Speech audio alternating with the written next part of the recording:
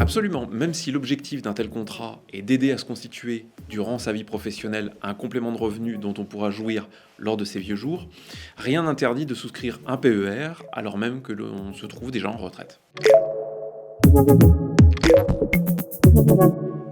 L'intérêt est double. D'abord, le retraité va pouvoir déduire de son revenu net global une partie des cotisations versées sur le contrat.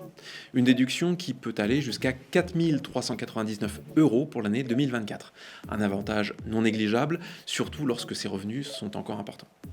Ensuite, le PER, lorsqu'il est souscrit auprès d'un assureur, permet de transmettre des capitaux dans un cadre fiscal avantageux. En effet, si le bénéficiaire du PER est le conjoint, il est exonéré de droits de succession.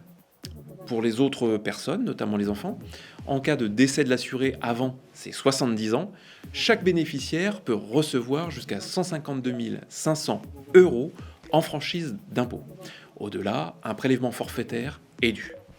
Et lorsque le décès de l'assuré intervient après 70 ans, des droits de succession calculés suivant le degré de parenté entre le bénéficiaire et l'assuré sont appliqués après un abattement de 30 500 €, tout bénéficiaire confondu. Lorsqu'il est déjà en retraite, l'assuré qui ouvre un PER a tout intérêt à jouer la sécurité. Ainsi, il doit privilégier des supports d'investissement peu risqués comme les fonds en euros.